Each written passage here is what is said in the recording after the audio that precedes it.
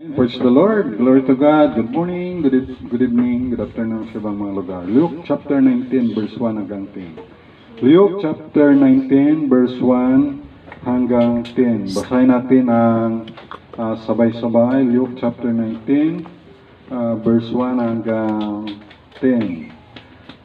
Okay, read begin. And Jesus entered and passed through Jericho. And behold, there was a man named Zacchaeus, which was the chief among the publicans, and he was rich. And he sought to see Jesus, who he was, and could not for the priest, because he was little of stature. And he ran before and climbed up into a sycamore tree to see him, for he was to pass that way. And when Jesus came to the place, he looked up and saw him, and said unto him, Zacchaeus, make haste and come down, for today I must abide at thy house. And he made haste and came down and received him joyfully. Verse 7, and when they saw it, they all murmured, saying that he was gone to be guest with a man that is a sinner. And Zacchaeus stood and said unto the Lord, Behold, Lord, the half of my goods I give to the poor, and if I have taken anything from any man by false accusation, I restore him fourfold. And Jesus said unto him, This day is salvation come to this house, for so much as he is also is a son of Abraham. For the Son of Man is come to seek and to save that which was lost. So, let us go to the Lord in prayer. Our God, our Father in heaven, maraming salamat po sa araw na to. Aming Diyos sa langit, ang aming tinikilalang Diyos at Diyos namin, ang Diyos ni Abraham, ni Isaac, and ni Jacob. Thank you for these Bible verses. Sweet Holy Spirit, help us, help me as I preach thy word with power, with love, with wisdom, with clarity. Salamat po ng marami, Panginoon, sa pribilehyo na magamit mo muli para sa iyong mga anak dito sa onsite, mga sa online. Cleanse our heart, forgive all our sins, para makarapat-dapat kami na makatanggap ng biyaya, blessing spiritual sa bawat isa na nandito, ngayon sa tagapakinig, sa aking kaibigan sa Facebook, sa YouTube. In Jesus Christ's name, Amen. Ang title ngayong araw na to, What will happen when Jesus entered?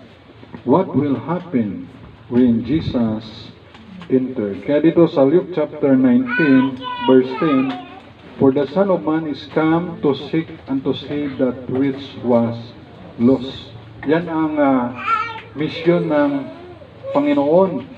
Ang misyon ng Panginoon ay hanapin ang mga nawawala at iligtas yung mga nawawala. At alam nyo kung sino yung priority na hanapin na paano at iligtas ay yung mga Jewish people, mga taga-Israel, mga Israelites. Yun ang unahin. Saka na lang yung hindi priority yung Gentiles. Kaya hindi priority mga Pilipino o Amerikano o Japanese o Indonesian o Chinese. To the Jew first and to the Greeks. So, Gentile yung Greek, mga Grigo. Kaya nga, pasalamat tayo sa Panginoon na Jesus, He came unto His own, and His own received Him not. Ginreject siya. Ginreject si Jesus Christ ng mga Hudyo, ng mga Jewish people. Kaya tayo ng mga Gentiles ay yung blessing ng Panginoon ay napunta sa atin. Wow, praise the Lord. So, nakakatuwa naman, na dati ang ating mga ninuno, ang sinasamba nila ay mga si Anito, si mga espiritu na hindi tunay na espiritu ng Diyos, strange spirit, at iba pang mga punong kahoy, mga ninuno sinasamba. Pero ngayon, ang sinasamba na natin ay si Lord Jesus Christ. Ano sabi ng Bible? Si Lord Jesus Christ ay Lord of Lords and King of Kings. presidente ng mga presidente. Kaya praise the Lord na yan. Kaya ang mission ng Panginoon ay hanapin. Kasi walang naghahanap sa Diyos. Walang naghahanap. Hindi interesado ang mga tao sa Panginoon. Pero ang Panginoon ay hinanap tayo. Interesado ang Panginoon. When Jesus entered the world, when Jesus entered Israel, are you listening, mga bata? Makinig kayo mabuti. Jay, makinig. Importante ito. When Jesus entered, nang si Jesus ay pumasok dito sa sanlibutan, sa Israel, sa Bethlehem, pumasok ang Panginoon, sa Judea, sa Nazareth, sa Galilee, sa Capernaum, sa Jericho, sa Bethany, sa Samaria. Paborito ni Lord Jesus ay pasyalan man ang Bethany pag siya nagpapahinga. Bethany. Kaya atin ay Bethany Baptist Church Mission, Kalibo. Sa Samaria, pag pumasok ang Panginoon doon, nakausap niya rin yung Samaritan woman. Anumang province, city or town, village. Kasi wala pa naman ng mga sityo, purok eh. Sa Bible, wala nakalagay mga sityo, purok, wala. Kwan lang noon. Town, city, village, yan. Sa anumang village ba? In it's a village, village bill. Sa Using. Pag pumasok ang Panginoon sa mga lugar na yan, something good happen, amen? Mayroong kakaiba na nangyari. Good happen, hindi bad. Something good happen, something great happen, something wonderful happen, amen? Something miraculous happen. Mayroong miracle na nangyari. It's a miracle. Diba? When Jesus entered the house, pag si Jesus naman ay pumasok sa bawat bahay, sa bawat home, at sa bawat heart, wow, something great happen, something good happen, something wonderful happen, something miracles happen. Amen? Tama? Ganyan ang nangyari dito sa ating nabasa ngayon, lalo na specifically kay Zacchaeus. Kaya, when Jesus entered the house, home, heart of a person, maging sa individual sa Mount Calvary, sa Golgotha, doon ang kapako ng sa krus, na sa kanan, naligtas siya. Kaya sabi ko sa mga preaching ay, 9 words na punta sa heaven yung magnanakaw na yun sa kanan. Ano yung 9 words? Lord, first word, remember me when thou comest into thine kingdom. 9 words. Napunta siya sa heaven. Sabi ni Lord Jesus, today, thou shalt be with me in paradise or heaven. So praise the Lord, 9 words lang. Napunta siya sa heaven. Kaya something good happened, great happened, salvation happened sa Mount Calvary, doon sa Golgotha na natintawag na yun. Something great, good, wonderful, miracles happened. Ay mabasa natin doon sa verse 1. Sa verse 1, sabi doon sa Luke 19 verse 1, and Jesus entered and passed through Jericho. Hindi si Jericho Rosales, na artista. Jericho ay lugar. Where is Jericho located today? The modern city of Jericho is located in Jordan, on the west bank. Ito hanggang ngayon, ang west bank pinagagawan, magulo ngayon doon sa Israel. Ang west bank, Gaza, naglalaban ang Muslim at saka Hudyo, ang mga Jewish west bank of the Jordan River, city of palm trees, walls, at ang background din ng Jericho, mayroong walls of Jericho, ayun ay nagiba, signifying the importance of trusting God, na umikot sila doon ng 7 times. Matahimik lang kayo huwag kayong maingay. Tapos pagka ikapitong araw, kung makamali sa ikapitong araw, parang 7 times ang ikot. Kalimutan ko lang. Tapos magkuhan kayo, magsigaw kayo yung victory, sala na rin nag-collapse yung wall of Jericho. Kaya sa unang araw, tahimik lang, huwag kayong maingay. Walang maritis. Ibig sabihin, walang gamaritis habang nagamarcha kayo paikot sa wall of Jericho. At tulad rin dito, walang munang maingay. Ang isip niyo, wala muna sa cellphone. Dito lang muna sa salita ng Panginoon. So, ganun ang nangyari. Kaya, yung Jericho, signifying the importance of trusting God and having faith on God. Learn what God says. Kung anong sinasabi ng Diyos, and obey what God says. Kung anong sabi ng Diyos, sundin. Your Jericho victories will only be won when we are faithful to God and in His Word. Kaya God was fulfilling His promise to them, and that God will be with them as they took possession of the promised land. Kaya doon sa verse 2, sabi doon ay, and behold, there was a man named Zacchaeus, which was the chief among the publicans, and he was rich. Zacchaeus, siya ay yung chief tax collector.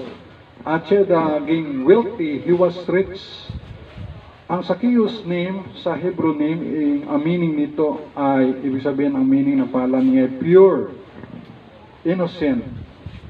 Kaya nga yung pure, sabi sa Bible ay, blessed are the pure in heart, for they shall see God. Kaya nakita niya yung God. Sinong God? The Lord Jesus Christ. Nakita niya si Jesus Christ. Kasi ang pangalan niya ay pure, innocent. Pero, nung hindi pa siya saved, baliktad sa kanyang lifestyle. Kasi corrupt siya. Pero yung Hebrew name pala ng Zacchaeus ay pure, innocent. And then, live a life of generosity later on. And authenticity, ibig sabihin ay genuine, real, original, trusted. Sa verse 2, ang publicans means tax collector. So tax collector, ang ibig sabihin ng publicans, maniningil ng buwis. Tax collector, at siya sabi ng Bible, siya ay chief. Siya yung pinaka-chief. Chief tax collector. Chief ng mga collector ng taxes. Look down upon with contempt. At ang tingin ng mga tao that time sa mga publicans, sa mga tax collector, lalo kay Zacchaeus ay, ang tingin sa kanila ay mababa. Look down upon with contempt. Alala niyo yung contempt? Napa-auto-op. Pag mayroon sa Quadcom, ginapa-o-taking sila na sabihin, I will tell the truth, nothing but the truth. Ay, pag sinungaling yung iniimbestiga, sabi doon ng isang congressman, i-contempt yan, ipa-contempt kita, ipahuli, kasi nagsisinungaling. Kaya, pagdusta, ibig contempt, pagdusta, worthless, disobedient, kasi nag-disobey siya, sabi niya yung totoo, pero nagsisinungaling. Di ba? Kaya nga si BP Sara ay ayaw niya mag-oath eh. Hindi siya mapilit na mag-oath eh. Kasi, siyempre, maobliga siya nga magsabi ng totoo, kaya ayaw niya mag-oath, kaya hindi siya mapilit. Di ba? So, kaya ang contempt ay pagdusta. Yun ang tingin kay Zacchaeus ng mga tao. Pagdusta. Kasi corrupt nga. What will happen when Jesus entered? Kaya sa verse 3, Zacchaeus ay meron siyang spiritual emptiness, mayroong kulang. Sabi dito sa verse 3, and he sought to see Jesus, so he was at gusto niyang hanapin, tingnan kung sino si Jesus Christ, and could not for the priest, pero hindi, kaya ang daming tao. Sabi na, kagabi ay mayroong, kagabi doon dito sa Kalibo, ati-atihan na opening salvo, ang daming tao, pero nakaalis na kami, kasi matraffic, at least ay naka-eskapo kami sa grabing traffic. At mas maganda doon sa baryo. Because he was little of stature, dahil siya mababa. Minabasa ko, dahil putot o pandak daw si Zacchaeus, gawa ng kasalanan. Hindi naman totoo yan, dahil putot ka, dahil may kasalanan ka. Paano si Goliath, hindi siya putot, 9'6" siya. Mas makasalanan na siya kay Zacchaeus, dahil siya, hindi siya tuli, uncircumcised siya. Kaya dapat, ang mga lalaki ay tuli dapat na circumcised. Kaya yan ay para ma-identify na ikaw ay sa panig ng Panginoon. Kaya gusto ng Diyos yun sa mga Jewish people, sa mga Israelites, lahat ng lalaki tuliin. Ayan. Kasi yan ay tipan, yan ay covenant agreement. Kasi pag hindi tuli, hindi yan kabilang sa yung Hudyo. Pero later on, kung hindi ka man tuli, ay ibig sabihin ay pwede ka man maligtas. Pero maganda yung circumcised kasi para malinis. Ayun. Pero wala kinalaman yan sa kaligtasan, ha? Kahit hindi ka tuloy, ligtas ka pa rin. Basta si Jesus Christ, nasa heart mo. Pero mas maganda, circumcised ka. Huwag ka magaya kay gulak. Hindi circumcised. Oh. Ibig sabihin na mapandak si Zacchaeus, magsalanan siya. Ay, paano yung mga matangkad? Oh, magsalanan lahat. Sabi ng Bible, Romans 3:23, for all have sinned and come short of the glory of God. So mayroong one thing for the meaning of life si Zacchaeus and one to have a changed life. Kaya nga gusto niya makita si Lord Jesus, interesado siya. Hindi ako interesado nga kagabi. Dito daw yung singer na si Ying Constantino. Hindi ako interesado yung makita yan. Kahit sino pa yan ng mga artista. Si Coco Martin, hindi ako interesado dyan. O sino pa nga mga sikat na mga sino pa mga artista, si Piolo Pascual, hindi ako interesado. Mas interesado ako kung mga katulad yan ni Billy Graham, katulad yan ni Pastor Nabli, ni Pastor Chagan, mga pastor. Mga interesado sa mga preacher, Mike Wells, Pastor Mike Wells. So mas interesado pa ako kaysa sa mga artista na yan. Sawan ako sa artista kasi artista na pinsan ko artista si Evelyn Buntugon Guerrero, aka Matutina. Hindi nag-click ang kanyang pelikula noon daw. Kasi ang kasabayan ba naman niya si Alma Moreno, ay mga sexy bull star yun, ay sa kanyang comedy. Ay hindi nag-click yung comedy. Ay kaya sidekick na lang palagi siya ni Dili Atetayan, nila Dolphy, sa Janan Marcia na lang. Pero mas interesado tayo sa Panginoon, sa salita ng Diyos. Amen? Interesado, kaya kayo malayo pa. Taga ibang bayan pa, Numancia, malayo pa. Ni Washington. Kami rin, sa Briones. Sabi niya, kung sa Briones ka, punta kami ng Kalibo. Bakit ano ba ang Briones? Hindi Kalibo. Parang ibang lugar yung Briones. Kasi ang Kalibo, poblasyon Kalibo. Sino? Wala nga dito taga Asidino lang dito yung taga Kalibo. Tayo mga taga ibang bayan tayo. Kaya mas interesado na pumunta dito at makinig na salita ng Diyos about Jesus Christ. Kasi si Zacchaeus ay mayroong emptiness spiritual, kaya interesado siya to see Jesus. At gusto niya magkaroon ng changed life, kaya sawa na rin siya sa kanyang buhay. Mayaman nga siya, pero may pagpalipusta naman yung mga taong bayan sa kanya. Hindi naman, dapat bigyan sana siya ng ng privilege. Ay, si Zacchaeus, chief yan. Diba kung ikaw ay chief, Senate President, Speaker of the House, Chief of Police, Principal, bigyan ng daan yan. Bigyan ng daan. Pero wala, VIP treatment. Very important person, pero wagit. Isnab lang inabot niya. Hindi siya binigyan giveaway kasi, corrupt naman. Wala kang kwenta. Mga worthless. So, walang nangyari. Kaya gumawa siya na parang umakyat siya sa sycamore tree. Yun si Zacchaeus. At hopeful siya sa verse 4. Excited siya. And he ran before and climbed up into a sycamore tree to see him, for he was to pass that way, si Lord Jesus. Excited. Sa verse 5, na-notice siya ng Panginoon. All are noticed and important. Kaya nga, huwag mong sabihin na hindi naman ako importante. Hindi naman ako, hindi ako pinansin ni Pastor. Magtampo na ako, hindi. Lahat kayo ay importante sa Panginoon. Hindi tayo naghanap ng recognition. Kaya ako nga sa paglingkod sa Panginoon na hindi na sa akin big deal kung hindi ako ma-recognize. Pero kahit sa mga school lang, hindi lang ma-recognize yung Vice President, officer sa school ay hindi dapat magtampo. Yung iba kasi pag hindi ma-recognize ay natampo. So hindi yun sa akin big deal pag hindi ako recognize. Wala na yun. Hindi. Importante lang ay sa Panginoon.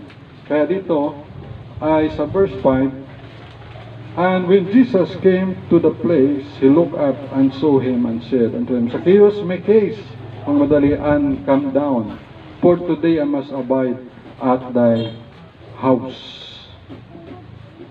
All are noticed and important. What will happen when Jesus entered? Number one, godly joy. So number one point, godly joy. Ang title natin, what will happen when Jesus entered? Number one, godly joy. Sa verse 6, so sa verse 6, and he made haste and came down and received him joyfully. So, joy. Jesus, others, you. Godly joy. The joy of the Lord is our strength. The joy of the Lord is your strength. The joy of the Lord is my strength. The joy of the Lord is our strength. I got a joy, joy, joy, joy down in my heart. Where? Down in my heart. Down in my heart. I got a joy, joy, joy down in my heart. Where? Down in my heart to stay. O, diba? So, yun. The joy of the Lord is our strength. Source of joy is the Lord. Yan ang source ng ating joy, ang Panginoon. Kaya nga, the fruit of the Holy Spirit is love, number one. Number two, joy. Number three, peace. Kaya, fruit of the Spirit, number two ay joy. Other joy is pag nanalo ang Philippines. Gilas, Pilipinas nanalo. Yulo. Ang pangalan niya dapat na ay Carwin Yulo, hindi Carlos. Carwin Yulo. Nanalo. Nanalo. Oh. So, joy. Masaya yung mga Pilipino. 2 gold. Kaya kayo, bata pa kayo, 3 years old, 5 years old, magtumbling-tumbling na kayo. Basta may kutson lang. Oh, ang dami niya ng, imagine ano, unlimited yung kanyang pagkain sa Kabalin. Unlimited sa Chokes to Go. Unlimited sa mga kainan doon sa Maynila. Unlimited yung Tubig sa Palawan. Palawan. Tubig sa Palawan. Unlimited sa sakay sa aeroplano. Meron pa siyang worth ilang million doon sa yung Mega World. Mga worth mga ilang million yun. Laki, no? So kung kwentahan mo lahat, financial at yung material, abot mga 200 million man yata, no? Yung makamali, more or less. Sa ko lang yung tumbling lang. Kaya, Jay, umpisa mo na mag-tumbling. Gymnastic. Basta, fun lang. Dapat may kutson. Oh. Kaya doon sa Kaisik, may bata doon na siya, kinder, grade 1, no? Taming-tumbling siya, oh. Nandun sa, fun lang, ang ganda, fun man. Okay man, ganun tumbling, no? Yung ano, yung, parang ganun, no? Oh, yun. Kaya, iba pa nga, Joy ay pumasa sa board exam, o panalang si Pau Pau, October 10 and 11, board exam sa Fisheries Board. Ano title ng Fisheries Board exam? Pag-pray. Pag may bonus ka, may bonus Sister Munit, may 13-month pay. Approve na daw ang teacher, mga teacher sa ang sweldo ay taasan, no? Na-approve na yun daw, May premium, nanalo, may graduation, di ba? Nag-graduate si Tars, kaya masaya. Pero kakaiba ang joy like sa chaos na experience niya. Joy is more than you are happy. Kasi ang happy ay based on happenings. Okay rin, happy ka. Sabi ni dating Senado Pinrili, gusto ko, happy ka.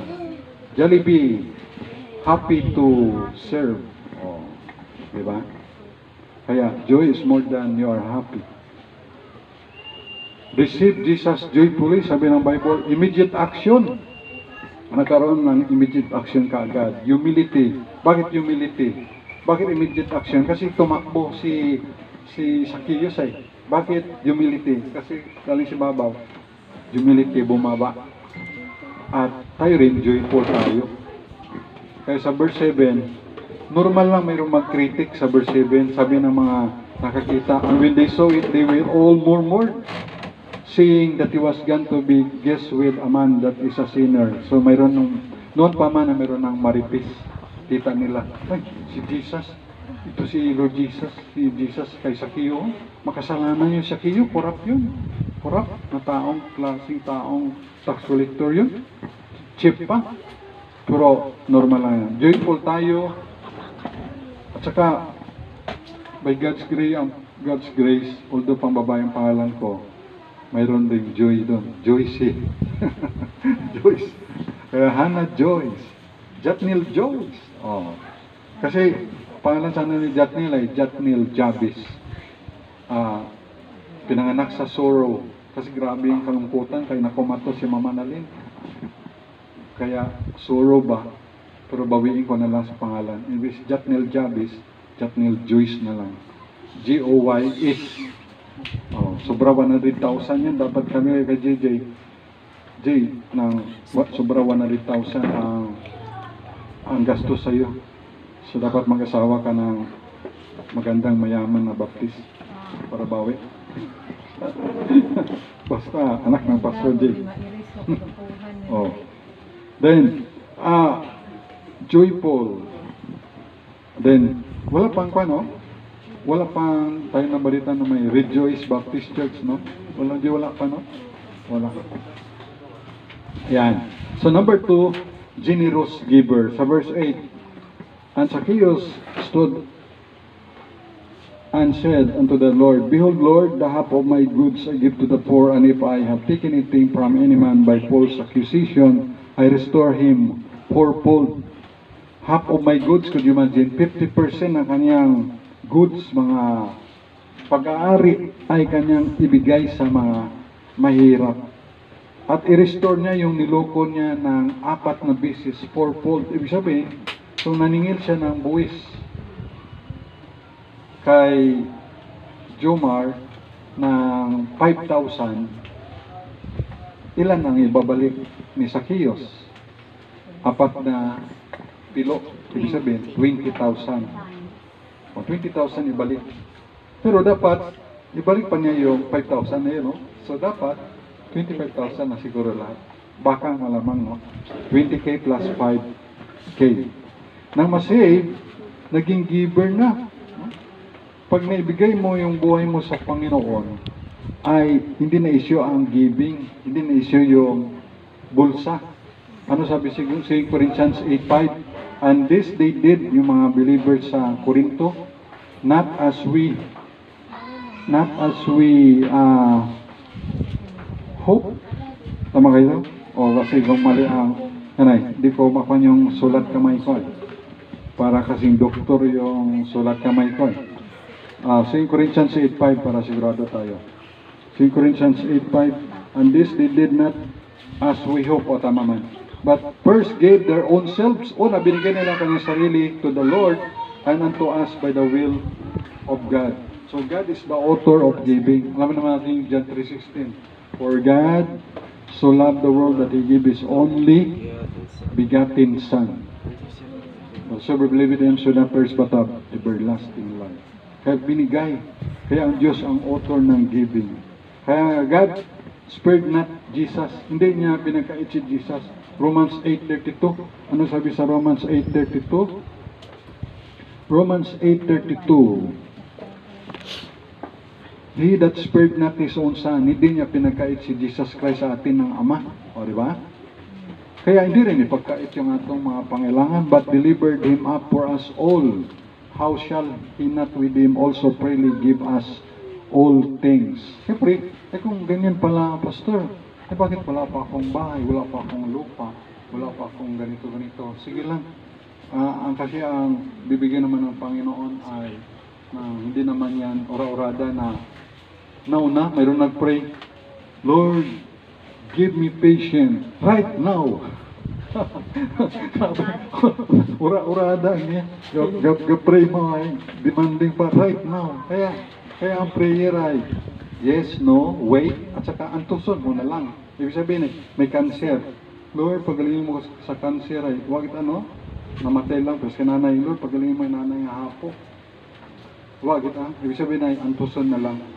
Pero so kay Apostol Pablo, Lord, 3 times, sabi pagalingin mo yung aking thorn of the flesh. Ibig sabihin ay, sa mata ng thorn of the flesh.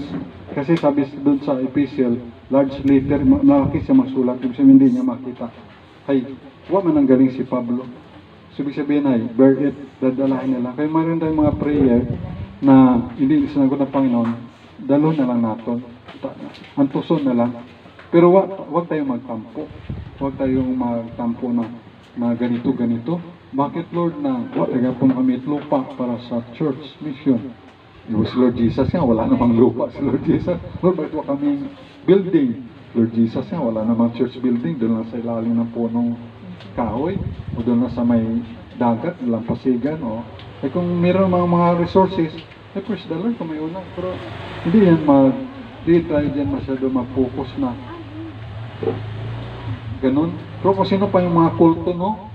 Ang lalaki ng mga building, paggawa pa sila ng mga dome, mga kasya ang mga 55,000, mga 75,000. Sabi, no? Kung sino pa yung mga cults, mga mali ang turo, hindi niniwala na si Jesus Christ ay Diyos. Naniwala nga yung Ama si Jesus Christ ay Diyos.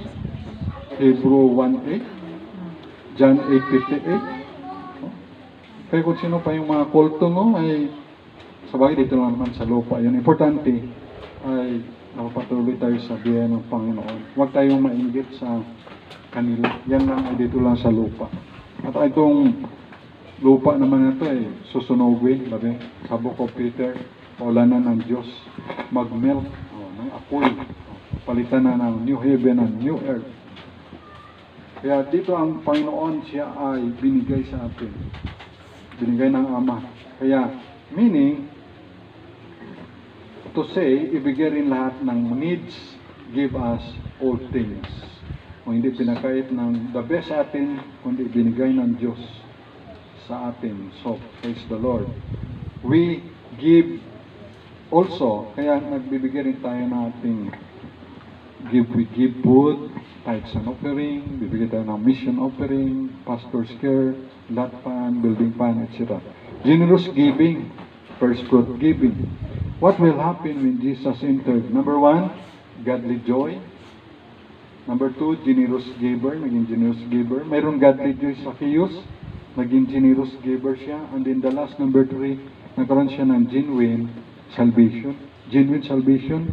Luke chapter 19, verse 9. And Jesus said unto him, this day is salvation come to this house, for so much as he also is a son of Abraham.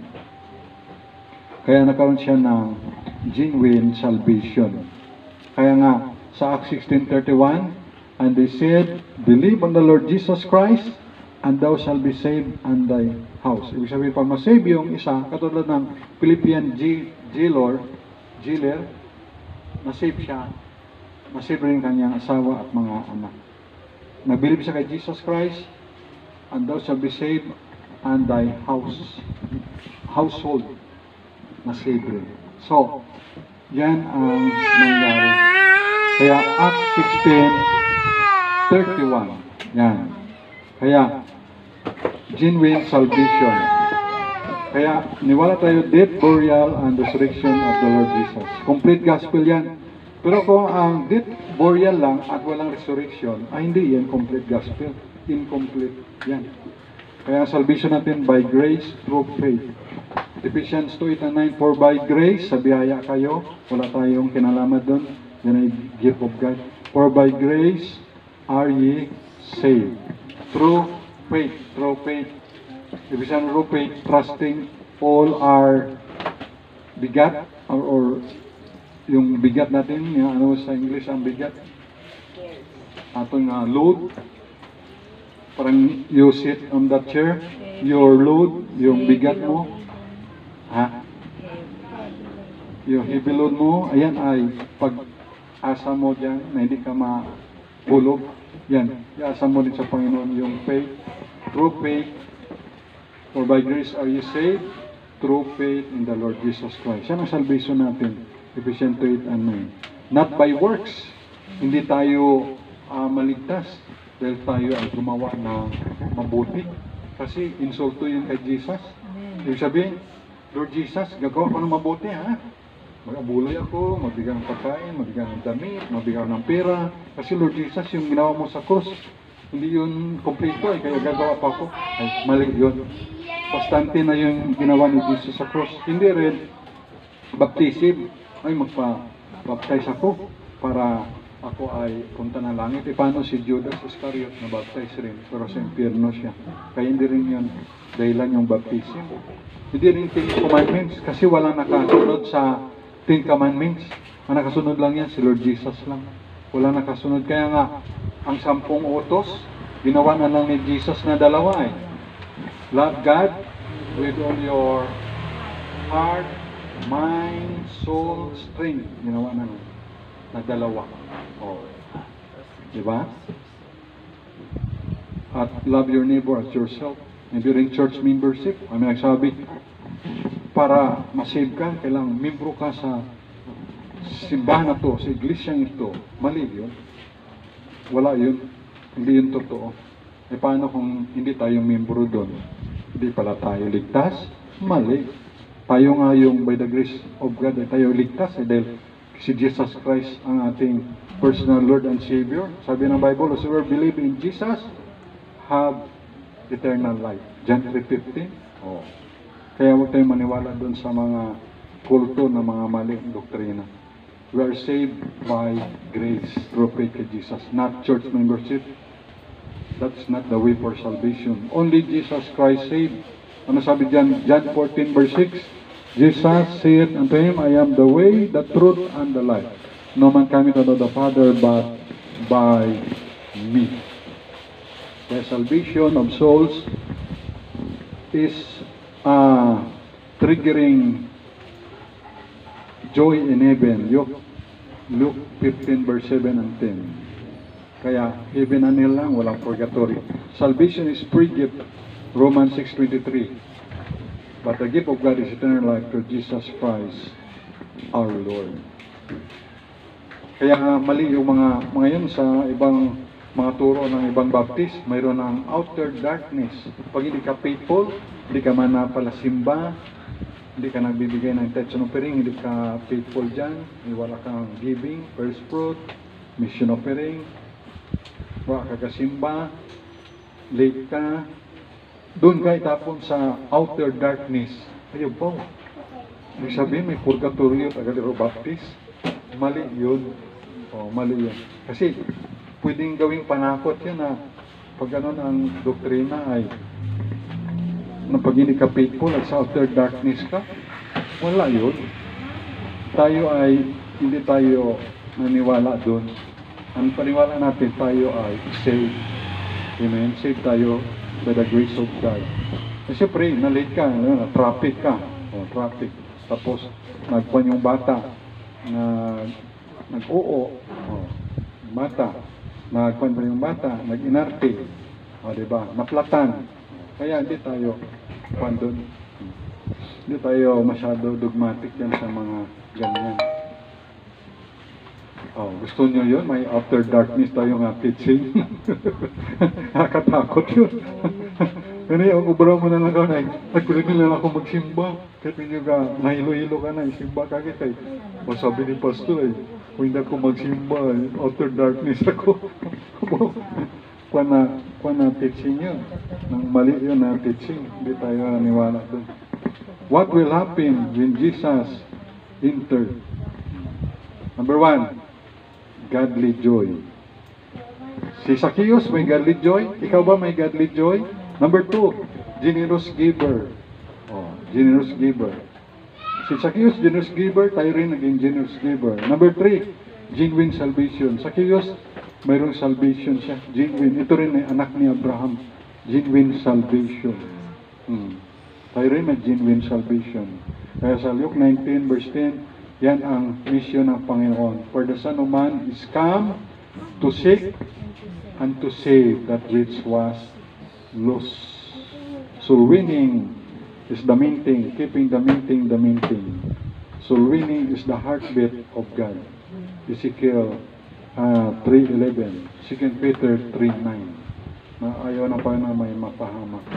Ay gusto niya ay maligtas lahat at tayo yung instrumento ng Panginoon parang iba rin ay masave katulad ni Zacchaeus na naligtas. So praise the Lord. what will happen when Jesus entered. Something good happen, amen? Something great happen, something wonderful happen, and something miraculous happen when Jesus Christ entered into village, city, town, in the province, in the Philippines, and all over the world, in the home, in the house, and in the heart. Amen? Something good happened when Jesus entered. Let's pray. Our God, our Father in heaven, maraming salamat po sa time, sa mensahe, at salamat po sa Panginoong Isus, salamat sa buhay ni Zacchaeus na nabago, Panginoon. Something good happened kay Zacchaeus, nagkaroon siya ng godly joy, nagkaroon ng generous, naging giver, at nagkaroon ng genuine salvation. Ganun sa amin, Panginoon. Pagpalain niyo, Panginoon, na aming mga buhay na mag-instrumento rin na marami pang mga Zacchaeus na maligtas, Panginoon. Thank you sa time. Thank you, Sweet Holy Spirit. Pagpalain niyo rin po ang aming giving, aming tithes and offering, ang mga mission offering. Pagpalain niyo rin, Panginoon, ang salvation na mga wala pa sa inyo. Kung meron sa dito sa Onset May sa online, di mo pa alam kung paano maligtas. So, pwede kang maligtas. Pagsisya mo lang yung kasalanan, repent of your sins, ask forgiveness to God about your sins, and by faith receive Jesus to be your Lord and Savior. Just say a few words with me with all your heart. Lord Jesus, thank you for your love. I ask for your forgiveness. Forgive me for all my sins. And I trust you, Lord Jesus, and put my trust in you.